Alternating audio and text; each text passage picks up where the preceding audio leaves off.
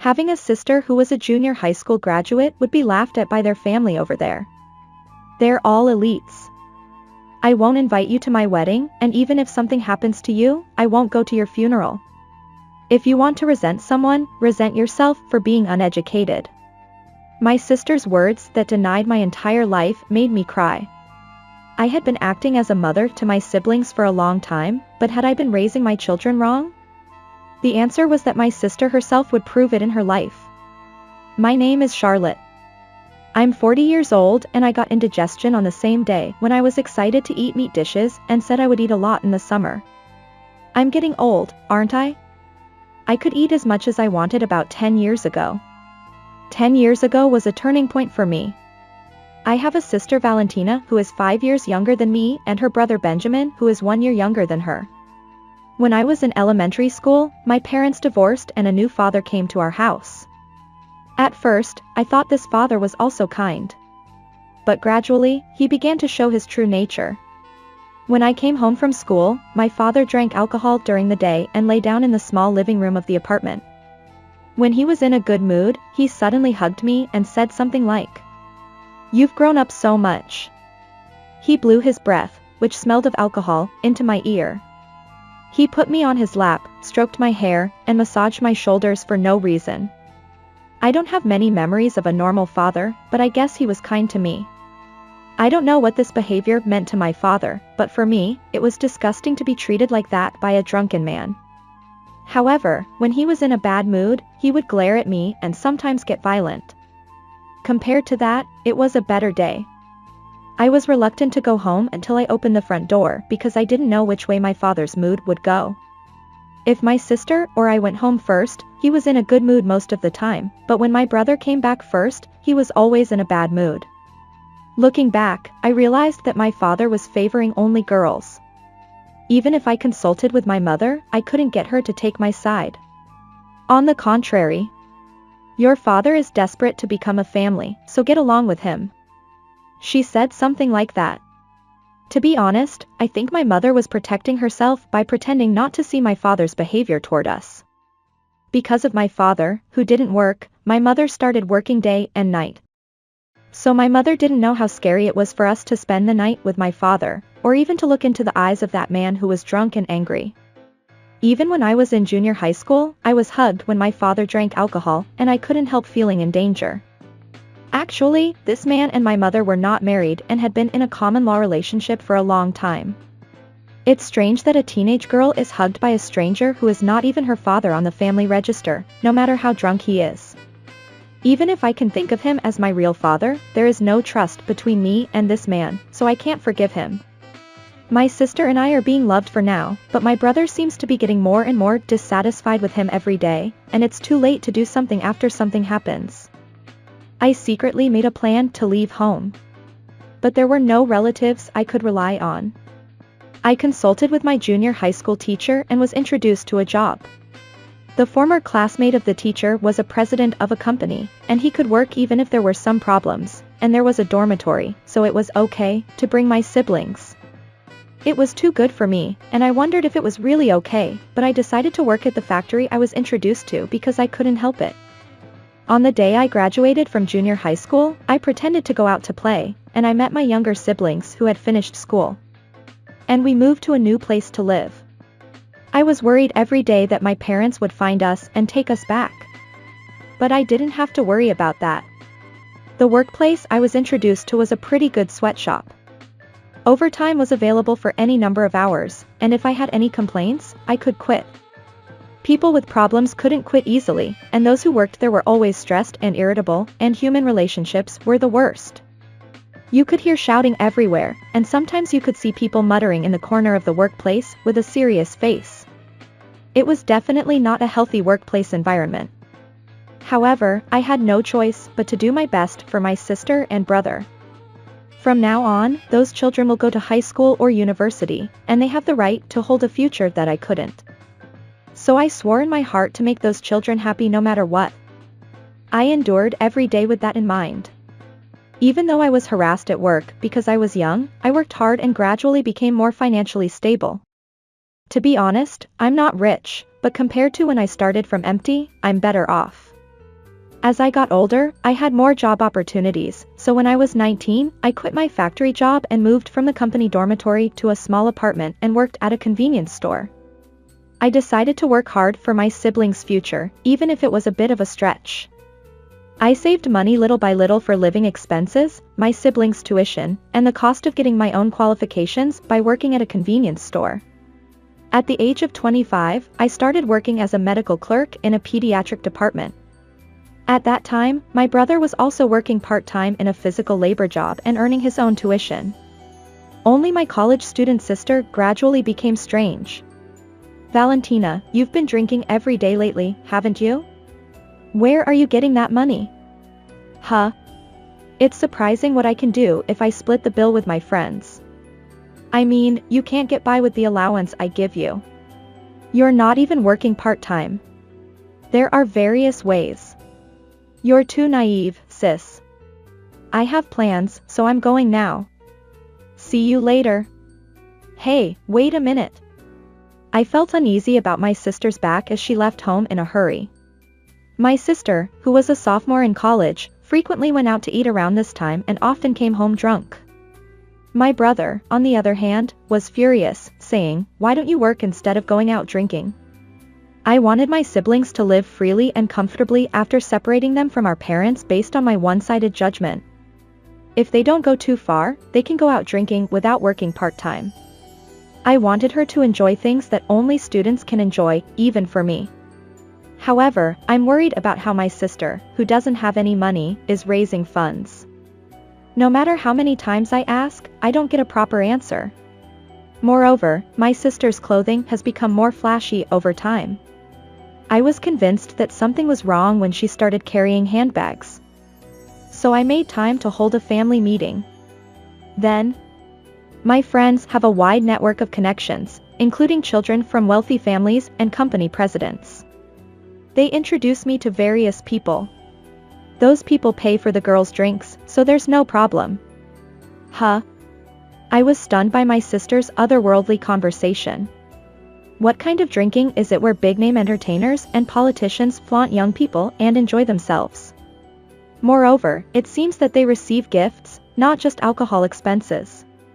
She receives gifts from adult men and she is not even paying for her drinks? Even if my sister looks like my mother, it's a little abnormal. Is that okay? You don't know who's coming. So everyone is a well-established president or something. What is my sister talking about? She looked like she wanted to say that, but it's possible that he's a self-proclaimed president. In any case, there shouldn't be any good guys who want to drink with young people even if they pay for their drinks. Stop that. If you don't have enough allowance, I can help you out. My sister flinched at my shouting, but she retorted, "I want to increase my network by associating with VIP. This is an investment in my future." According to my sister, if things go well, meeting people in such places can lead to preferential treatment in employment or even becoming the wife of a company president. If you have money, you can live a more comfortable life. You don't have to work as hard as you do, sis. That's why networking is important. It hit me hard when she said that. I don't think there was any money even when I was with my parents. My father didn't work, and my mother was barely making ends meet. I think it's the same or worse than it is now.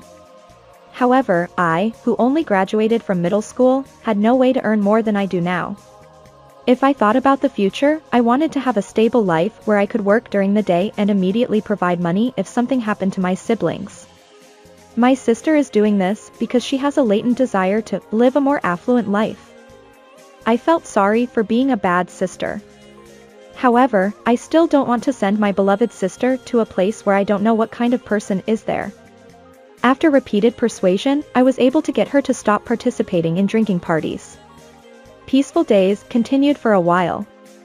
And a little after my sister graduated from college. I'm leaving home. What? Why all of a sudden? I was surprised by my sister's sudden offer. She was a new employee at work after graduation and hadn't even received her first paycheck yet. Where would she live after leaving home?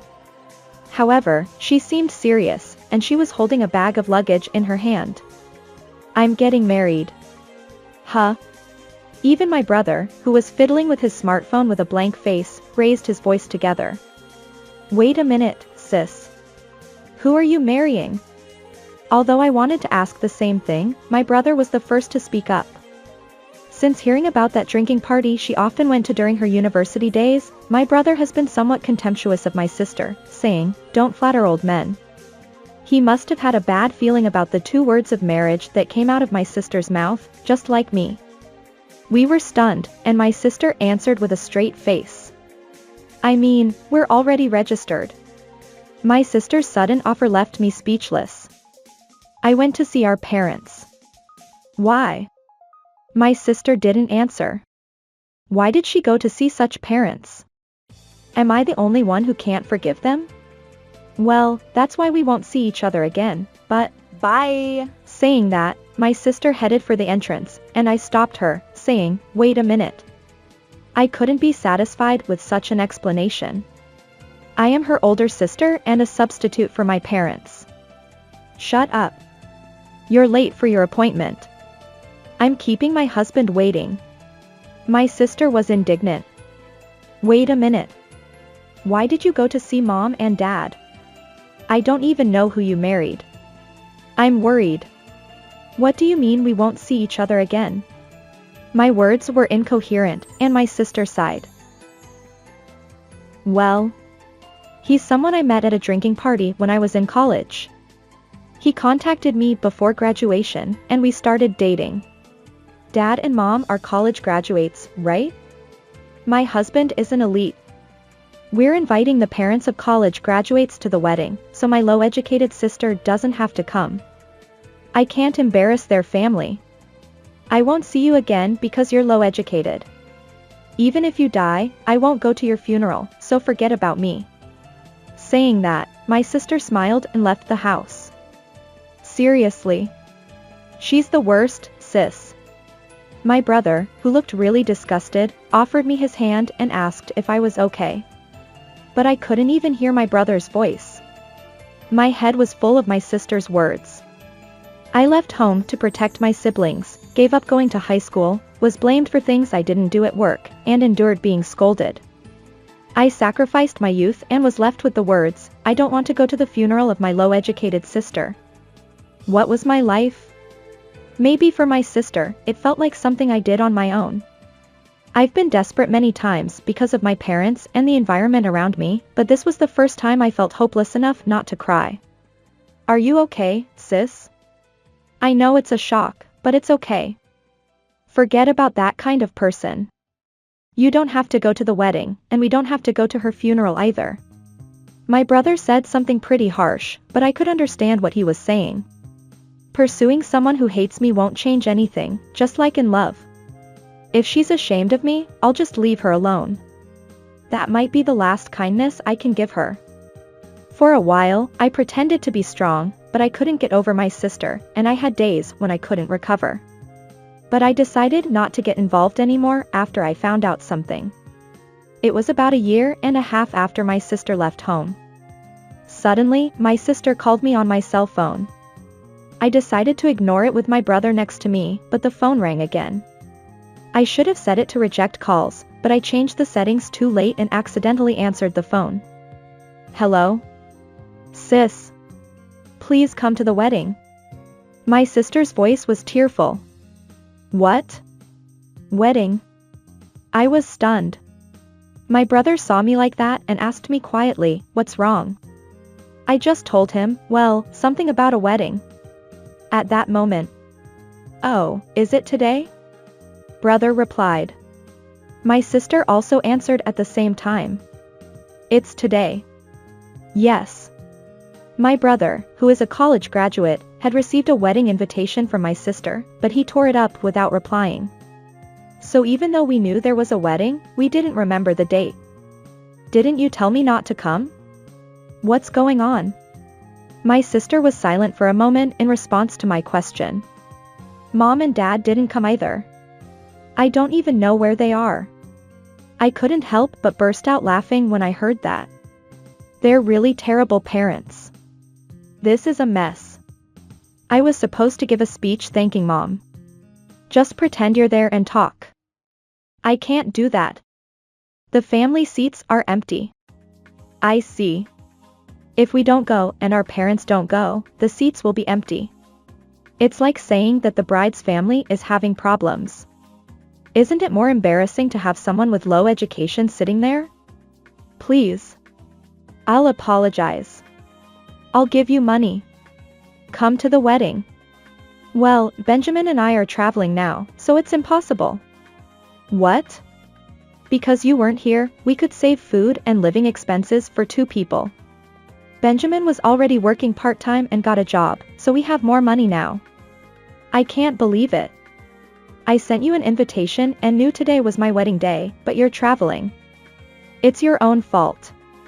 To be honest, I didn't look at the invitation properly because I was told not to come.